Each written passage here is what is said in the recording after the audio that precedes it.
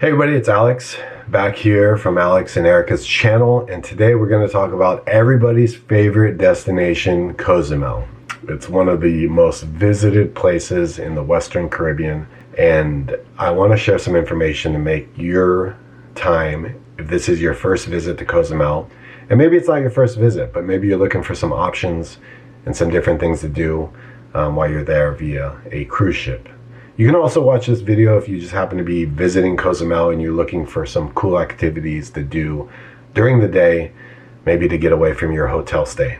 So the reason I make these videos, I'm not getting paid by any of these vendors. I only talk about the services that we personally have done. I've had vendors reach out to us, want to be part of the videos. I just can't do it because I haven't personally worked with them or experienced their services. And I want to make sure that the companies I'm talking about are companies that I feel are very good, reputable companies, because we typically never do excursions through the cruise lines. We always do them on our own. And most of the time the cruise lines are just booking these tours through the same companies and then just adding a fee on top of it. So if you're willing to do a little bit of research, do a little bit more planning in advance, I think you can have a fantastic time. I know a lot of people say, well, you know, the liability falls on the cruise line if they're late or if there's things that are happening. Look, all these companies work with these cruise lines. If there was a tour bus with 50 passengers on it that was running 15 minutes late, believe me, they would call your local, they would call the local port authority and make sure that they let the cruise line know that they were on their way. These are big companies, they're reputable companies, and they have a reputation. They want to make sure that you have a fantastic time. And also, if you find these videos useful, be sure to share them in your Facebook groups or on social media. And if you have any additional questions, don't hesitate to reach out, leave a question, comment below, or you can find me on social media and send me a question that way.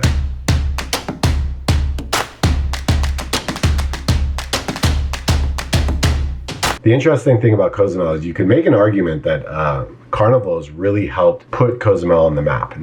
Cozumel has always been a very popular destination. They get a ton of activity visitors that go there for all-inclusive vacations. But there's so many people that have visited Cozumel over the last 30 plus years as a result of going there via a cruise ship. The interesting too, I remember visiting Cozumel as a kid. Cozumel, it used to be very common that cruise ships would stay there till 1, 2 in the morning. So you'd get to experience some of the nightlife, go to some of the local clubs, have some fun, and then get back on a cruise ship. I can only imagine some of the reasons why they stopped doing that, for various reasons, but you can speculate. But I would imagine that as cruise ships got bigger, as more and more passengers were involved in cruising, and as the demographic in general has gotten a little bit younger, I'm sure people were having a fantastic time, and Carnival started to think, well, maybe we should get these people back on the ship a little earlier just to be safe. And then as far as docking, Cozumel has several piers. The cruise ship will dock right there at the pier, and you can walk right off the ship. And there's two terminal areas. Punta Langosta is the older terminal. I believe that's a little bit more north. And then you have the newer South Pier, which has two long piers, and one of those branches off into two piers. So you can have 6 cruise ships there on a regular basis, on a daily basis. And Cozumel can get fairly congested depending on the day that you're visiting, so make sure you kind of research that in advance, and that's why it's also important to make your reservations in advance, just so you know you won't have any issues the day of. And then if you don't have any Wi-Fi on the ship, those piers, the terminals where you're at, there's a lot of stores, there's a lot of restaurants there. You can get off the ship, take advantage of some Wi-Fi. I think most of the places just ask you to buy a drink, buy something, and you can sit down there and use their Wi-Fi. And that's what a lot of people will do. You'll see them at the end of the day, maybe at the end of their excursion, doing some shopping. The other thing too is there's pharmacies, there's places where you can go purchase anything that you might have forgotten. The only thing I would add to that is that if you go right outside the terminal, if you use Google Street Maps, there's a chain there. It's like a 7-Eleven in Mexico, and it's called OXXO. OXXO, and there you'll find, you know, your basic toiletry items. If you need something, you can even buy liquor. If you're looking for like a pretty basic bottle of liquor, they've got a decent selection, and the prices are usually a little bit better there than inside the terminal. If you're looking for a specific bottle of tequila or something, then you may need to use a store in the terminal or like a store in downtown Cozumel where you'll have a bigger selection. And inside the cruise terminals and outside on the street, there's lots of pharmacies. Pharmacies always they're always a topic of conversation. What you go to purchase at these pharmacies is up to you, but just keep in mind what you can buy over the counter in Mexico may not be something that you can bring back to the United States, but that's entirely up to you. You can make the decision, but there's always a few pharmacies to choose from if there's something that you need. And then as far as currency goes, obviously it's the Mexican peso. It's rare that we exchange dollars for pesos before we go on a trip. I know right now the peso is like 17 to 1, but we just use our credit card wherever we're going. And if we do use cash, we just negotiate. Just keep in mind that most of the places you go to are going to give you an exchange rate of 20 to 1. So you're going to lose a little bit of money in your exchange, but sometimes it's a little bit easier. If you have easy access to getting pesos, then maybe take a few dollars with you just so you have it. But if you don't, I'd say just use a credit card. And if you want to get pesos when you're in Mexico, my only suggestion is to use a legitimate ATM at a brick and mortar bank. Don't use a freestanding ATM that you find just sitting out there in the open, because chances are that's going to take advantage of your information. It's just not a secure option. I've used ATMs all over Mexico, but I always use ATMs that are at physical locations, and I've never had an issue there. And lastly, before I get into some of the options to consider when you visit Cozumel, pier runners. Pier runners, you probably heard the term, that's become very popular. Cozumel was a place where this kind of gained a lot of attention, especially with social media and everybody having a camera on their phone in the last few years. Cozumel has a very long pier, and it's very common. You get back to your ship, if you're docked on the right side or if you have a balcony cabin, as you're getting closer to our back on board time, you're going to see some people that are concerned. I mean, I know that we've been in that category before. Erika has been a little concerned and jogged back towards the ship, but it's always entertaining. Hopefully the people that are cheering you on are being supportive, but this is where the pier runners concept, the term, kind of gained a lot of attention. It's a rather entertaining experience in the afternoon, so keep an eye on that. As far as what to do, if you're a little bit more budget conscious and what I've mentioned in other videos, let's say you're doing a 7-day Western Caribbean cruise and Cozumel is part of your itinerary, chances are you're going to have a stop in Belize or Grand Cayman or Roatan in Honduras. If you can afford to do an excursion at each stop, then fantastic. Take advantage of everything that each individual port has to offer. But if you're a little bit more budget conscious and you're thinking you don't want to spend as much money, I would say, Belize is right there at the top of our list as being a place that you want to spend some money to do an excursion to take advantage of, because there's not a whole lot to see inside right there in Belize City. You want to get outside of that and really explore and take advantage. Go to the reef. The reef is just incredible. It's beautiful. It's just a fantastic afternoon. But again, with Cozumel, if you're a little bit more budget conscious, I'd say the easy thing to do there is to get your cruise ship towel, walk off the boat. Right there in between the terminals, or just north of the terminal, chances are it's just north, or it could be right in the middle. But ask and they'll point you in the right direction. There's a beach there called Sunset Beach. It's not the best beach. I mean, it's a nice beach. You have access to some restaurants and some facilities there. But I'd say, look, if you're just looking for a very easy option, it doesn't really get any easier than that. Sunset Beach, have a beer, relax, hang out, maybe do some shopping around the terminals, and I think you'll have a very enjoyable, relaxing afternoon. If you can spend a little bit of money, I'd encourage you to get a taxi, maybe go to one of the better beaches on the island where you can just experience a beach that is a little bit more like undisturbed, and you'll find that the water there is much clearer, and you'll probably find the beach a little more, you'll find a more traditional sandy beach where you'll really enjoy your afternoon. One option you might consider, years ago, it was actually on our honeymoon, we did the Dune Buggy ATV tour. I'll link the website that we actually did that tour with. They've upgraded all their equipment, but again, keep in mind, it's not, if you're used to doing weekend visits out to the desert, you may be a little bit disappointed. But if you're just looking for something that's a little bit more mellow, go off-roading, explore some areas in Cozumel on the island, I think you'll enjoy it and you'll have a great time. We had a fantastic time. And the link that I'll share for that Dune Buggy tour, they have some other tours that are available. Those are tours that are outside the cruise line, so make sure you book those in advance. It's a solid company. They have a good reputation, and I think you'll find that you'll enjoy it.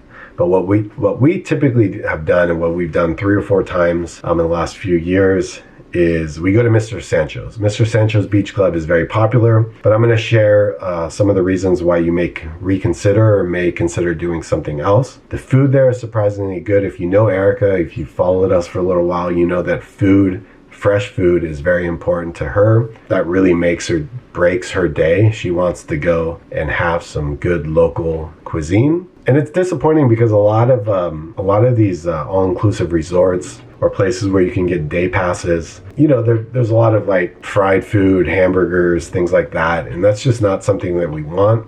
We typically want to find like the local cuisine, and what, in Mexico, it's typically seafood, Mexican seafood, or mariscos. And that's always been very good at Mr. Sancho's. And the reason why we keep going back there is because we'll try something else. And for the most part, when you take everything into consideration, especially with price and with the activities that they have for the kids and the swimming pools and the facilities, you get good value at Mr. Sancho's. So the other thing you might consider doing, we use 1 or 2 websites depending on what we're doing. And the reason we tend to use these websites is because even if we're going to a nice beach, we want to have access to the beach, but we really like swimming pools and like some of the all-inclusive resorts that are available. So I usually go to resortpass.com and I go to resortforaday.com. And those are 2 websites where you can plug in your information, the date that you'll be visiting, and they'll tell you all the availability. And the reason I use those websites is because the offerings tend to change on a regular basis, depending on the port that you're visiting and the hotels and whatnot. And then what I do, I usually just take the reviews from that website, which sometimes they're a little misleading, and then I'll do my own reviews. I'll do my own research, and I'll check on Google, I'll check on TripAdvisor, and get some feedback. And the thing that I like to look for is like the drinks and feedback on the food, because that's, again, important for us. Obviously, the facilities, all these hotels are usually pretty nice and have pretty decent facilities, but checking out the reviews on the food and drink is always important. And then the other thing is, so as far as Mr. Sancho's goes, and one of the reasons why you may consider an alternative option is just because of the crowd, and it can get a little congested. But with that said, it's never really felt like overwhelming as far as the amount of people that are there, because the facilities that they have there are rather large. The beach is a large area. They've got, I think, 3 swimming pools now. They can accommodate a lot of people. But with that said, there's 3 other options that are going to give you maybe a very similar experience, but it's going to be a much lighter crowd. One of the 3 options is one that we visited, but I want to share all 3 of them because I think all 3 of them have fantastic reviews. Some are super, super like mellow. I mean, they look like they're almost like on a deserted island where you've got your own cabana and there's very few people around, which I think, depending on the person, for a lot of you, that may be something that's very appealing, especially if you're traveling with your significant other, your spouse. You may want to have just a very mellow and enjoyable experience. For us, with the kids, we love all the options that they have with the water park. Usually we pay the additional fee so the kids have access to the water park, which is like the trampoline that's out on the ocean. They also have that big hexagon type thing that they can climb and then jump off of, which is super fun. And those 3 options, I'll put a link. There's a link in the description of this video, or also the first pinned comment, where I have an article that I've written that has all the information I'm talking about in this video. The first beach club I'm going to mention is Bucanos Beach Club. There's a pool area, there's a private beach area, and it looks beautiful. I think the prices are pretty reasonable, and if you're looking for something that's a little bit more mellow, a little more tranquilo, you'll really enjoy it. The second option is the Paradise Beach in Cozumel. That also has a pool area that you can use, a private beach area that does have some water activities from what I've experienced, the things that you can do there. And as far as the service and the food, the drinks go, the reviews have been excellent with that particular option. And then lastly, the alternative option, the last option, is the Cabana Beach Club. That looks super, super, it gives you the feel that you're almost like on a deserted island. It's very, very tranquilo. You have your own little cabana, your private cabana that can hold up to 6 people. The fee on it seems pretty reasonable. and then you have access to the food and drinks and whatnot. And so those three options would be options that I would consider if you're looking for something that's just a little bit more mellow, a little bit more calm. And I say that, I really kind of hesitate when I say that, because I'm making it sound like Mr. Sancho's is like this wild club, this wild beach party. And it really isn't. I mean, if you look at the video that I'm sharing in this video, we've always had a fantastic time. And I think that's why we keep going back there, is because, you know, it's like going to your favorite restaurant, right? You kind of want to get out and try something new, but you know, if you go to that favorite spot, you're going to get the same thing, and you're going to be, you know, you're going to be pleased with the results. And I think that's why we continue to go back to Mr. Sancho's, is because when you take everything into consideration, from a value standpoint, you get a lot for your money. I think they do a very good job of providing you a good product at a fair price. Those are some of the options. The last thing I'm going to talk about is a funny little story that happened to us a couple years ago when we went to Mr. Sancho's. And this wasn't Mr. Sancho's fault. And it happened to my friend, Narciso, who's actually from Mexico. But this goes with no matter where you're traveling in the world. Whenever you're going to take a taxi, you negotiate the price up front, and you don't pay until you get to your destination. We were coming out of Mr. Sancho's. There was a lot of people. You know, we were coming out late in the day, so we're already, you know, with the rush of all the other cruise ship passengers to get back to the ship. What they typically do, they have these vans, and it depends, but it's usually like $5 a person. So you'll be in a van with other people, especially if you're a smaller group. And there was 4 adults and 4 kids, so there's 8 of us. And I think the lady said $20 because the kids were free or something like that. And we're like, yeah, let's go. So we hop in the van and we get to the pier. We get back to the cruise terminal, and I pull out the money to pay. I was going to give him $25. And Narciso was like, oh no, don't worry about it. I already paid for it. And I'm like, what? What are you talking about?